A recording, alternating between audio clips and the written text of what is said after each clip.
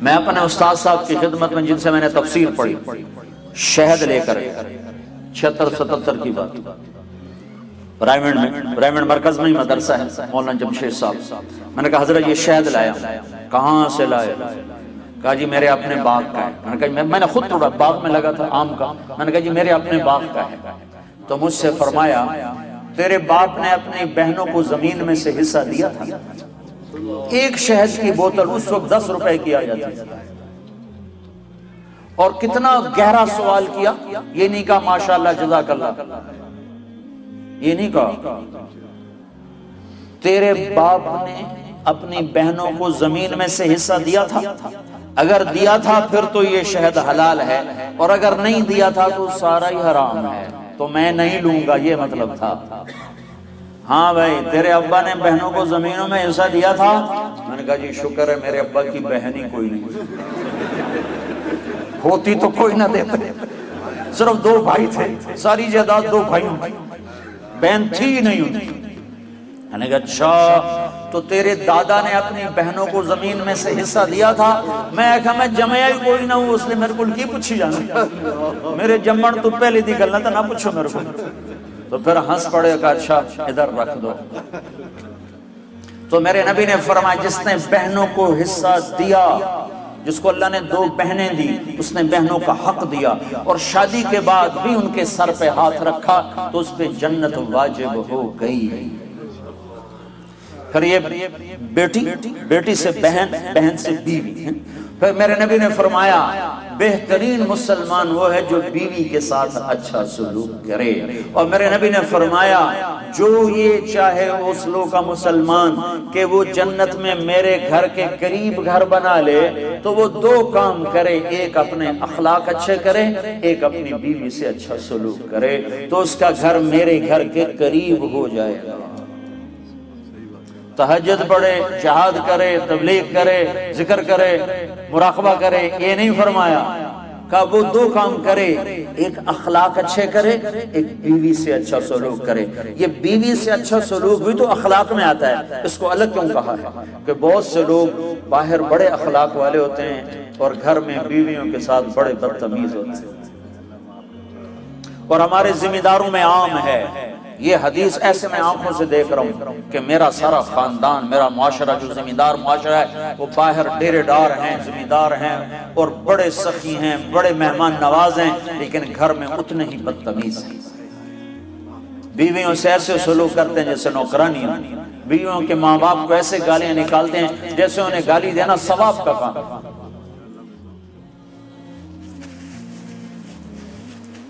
تو اس لیے اس کو الگ ذکر کیا کہ جو یہ چاہے جنت میں میرے گھر کے قریب گھر بنائے۔ کون نہیں چاہتا؟ تم چاہتے ہو کہ نہیں چاہتے؟ تو اللہ کے نبی نے کہا 2 کام کرو، ایک اخلاق اچھے کرو، ایک اپنی بیوی سے اچھا سلوک کرو۔ پھر بیویوں کو بھی سمجھایا، برابری، توازن قائم کیا ہے کہ اگر میری شریعت میں سجدہ ہوتا تو میں بیوی سے کہتا خامن کو سجدہ کر۔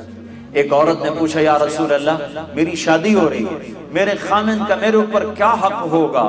تو آپ نے فرمایا تیرے خامن کے جسم پہ پھوڑے پڑ جائیں، پھوڑے نکل آئیں، اور پھوڑوں میں پیپ پڑ جائے، اور تو زبان سے چاٹ چاٹ کے اس کے زخم صاف کرے تو بھی تو نے خامن کا حق ادا نہیں کیا۔ لو ان المرأة صلت خمسها صامت شهرها حسنت فرجها اطاعت بالها دخلت من ای ابواب الجنت شاءت۔ میرے نبی نے فرمایا جس عورت نے 5 نمازیں پڑھی، رمضان کے روزے رکھے، خامند کی اطاعت کی اور بدکاری نہ کی، عزت میں خیانت نہ کی، تو جب وہ آئے گی تو جنت کے 8 دروازے کھل جائیں گے۔ اللہ فرمائے گا جدھر سے چاہ چلی جا، جنت تیرے لیے ساری حلال ہے۔ یہی عورت ماں کے روپ میں تبدیل ہو جائے تو میرے نبی نے فرمایا کاش میری ماں ہوتی اور میں عشاء کی نماز کے مصلی پر ہوتا اور میں سورۃ فاتحہ شروع کر چکا ہوتا، اور ادھر سے میرے گھر کا دروازہ کھلتا اور میری ماں کہتی بیٹا محمد، تو میں اس کی خاطر نماز توڑ دیتا۔ میں کہتا اماں جی حکم، میں پھر پڑھوں گا۔ آپ نے فرمایا میں جنت میں گیا تو میں نے قرآن کی تلاوت سنی، میں نے پوچھا یہ کون تلاوت کر رہا ہے؟ مجھے کہا کہ یا رسول اللہ یہ حارثہ بن نعمان ہے۔ میں نے کہا حارثہ؟ وہ تو مدینے میں بیٹھا ہے، ابھی مرا تو نہیں ہے کہ جنت میں اس کی تلاوت گونجے؟ تو ان فرشتوں نے کہا یا رسول اللہ ماں کی ایسی خدمت کی ہے کہ اللہ نے خوش ہو کر حکم دیا ہے حارثہ جب قرآن پڑھے ساری جنت کو سناؤ۔ کذالکم البر کذالکم البر، میرے نبی نے کہا ماں باپ کی خدمت یہی ہوتی ہے، یہی ہوتی ہے۔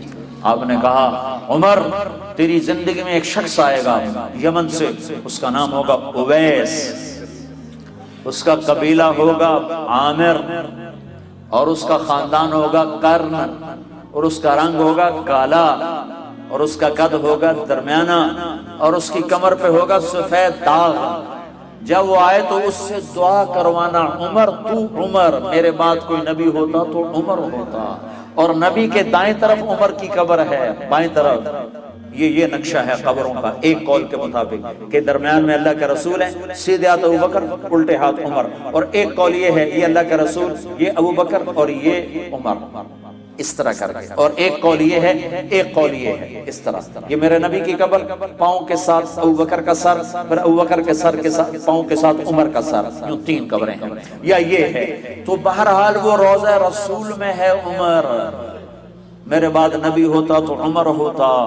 اور آپ مسجد میں داخل ہوئے، آپ کے ادھر ابو بکر تھے ادھر عمر تھے، تو آپ نے دونوں کے ہاتھ پکڑ لیے اور آپ نے کہا دیکھو دیکھو مجھے دیکھو، قیامت کے دن میں ایسے اٹھایا جاؤں گا کہ ادھر میرے ابو بکر ہوگا اور ادھر میرے عمر ہوگا۔ تو اسے کہا جا رہا عمر اویس سے دعا کروانا۔ یا رسول اللہ وہ اویس سے کیوں کرواؤں؟ کہ اس نے ماں کی ایسی خدمت کی ہے، جب وہ ہاتھ اٹھاتا ہے تو اللہ اس کے ہاتھ خالی نہیں لوٹاتا۔ تمہاری مائیں ذلیل ہوتی پھرتی ہیں اور تم یہاں جانتے بھی نہیں ماں ہوتی کیا، یہاں تو سب کراؤن جانتے ہیں، کراؤن۔ حضرت عمر کا زمانہ آ گیا، ہر سال حج کرتے تھے، ہر سال حج میں اعلان کرتے، کوئی اویس بنی عامر کوئی بھی نہیں ہوتا تھا۔ ایک سال گزرا تو آپ نے حج میں سارے حاجی اکٹھے کر جبل ابی قبیس کے سامنے کھڑا کر رہا، کہا بھائی سارے کھڑے ہو جاؤ، اور کہا بھائی یمن والے کھڑے رہو باقی سارے بیٹھ جاؤ۔ تو یمن والے کھڑے، ہاں بھائی سارے یمن والے بیٹھ جاؤ، بنو عامر کھڑے رہو، تو بنو عامر کھڑے ہو۔ پھر سارے بنو عامر بیٹھ جاؤ، کرنی کھڑے رہو، تو ایک کرنی کھڑا رہا، ایک، باقی سارے بیٹھ۔ تو حضرت عمر نے پوچھا بھائی تو کرنی ہے؟ کہا جی ہاں۔ کہا تو اویس کو جانتا؟ جی جانتا، میرا سگا بھتیجا ہے، میرے سگے بھائی کا بھائی، پر وہ تو پاگل سا ہے، آپ اس کا کیوں پوچھ رہے ہیں؟ تو حضرت عمر رونے لگے، کہنے کہ پاگل وہ نہیں تو ہے، یہ بتا وہ حج میں آیا؟ کہا جی آیا ہے، کدھر ہے؟ کہا جی وہ اس وقت اونٹ چرانے جاتا ہے عرفات کی طرف۔ تو آپ نے حضرت علی کو ساتھ لیا اور دوڑ لگائی، گئے تو اویس کرنی ایک درخت کے نیچے نماز پڑھ رہے اور اونٹ ان کے چاروں طرف چل رہے۔ تو یہ دونوں حضرات آ کے بیٹھ گئے، انہوں نے دیکھا کچھ لوگ آ گئے تو انہوں نے نماز مختصر کر دی۔ تو انہوں نے پوچھا، حضرت عمر نے پوچھا بھائی کون ہو؟ کہا جی مزدور ہوں۔ کہا تیرا نام کیا ہے؟ کہا جی اللہ کا بندہ عبداللہ۔ کہا بھائی وہ نام پوچھ رہا ہوں جو تیری ماں نے تیرا رکھا ہو۔ وہ کہنے کا تو میرا انٹرویو کیوں لے رہا ہے؟ ان کو نہیں خبر کہ یہ عمر ہیں، یہ تو تابعین میں سے دیکھا بھی نہیں، پہلی دفعہ حج پر آئے ہیں۔ تو حضرت علی بول پڑے کہ بھائی یہ امیر المومنین ہیں عمر بن خطاب اور میں ہوں علی بن ابی طالب۔ تو وہ پھر ایسے کام کہنے میں معافی چاہتا ہوں، میں نے آپ کو نہیں پہچانا، میں آپ کو بھی سلام پیش کرتا ہوں اور آپ کو بھی سلام پیش کرتا ہوں، میرا نام میری ماں نے اویس رکھا۔ تو عمر نے کہا کپڑا ہٹاؤ اپنی کمر سے۔ تو ان سے کمر سے کپڑا ہٹایا تو سفید نشان تھا۔ تو کہا ہاتھ اٹھا اور ہم دونوں کے لیے دعا کر۔ وہ رونے لگے، میں آپ قدموں کی خاک، میں آپ کے لیے کیسے دعا کروں؟ کرنی پڑے گی، ہمارے نبی نے ہمیں کہا تھا کہ تیری ماں کی خدمت نے تجھے وہاں تک پہنچا دیا ہے کہ تو یوں کرتا ہے تو اللہ لبیک کہتا ہے۔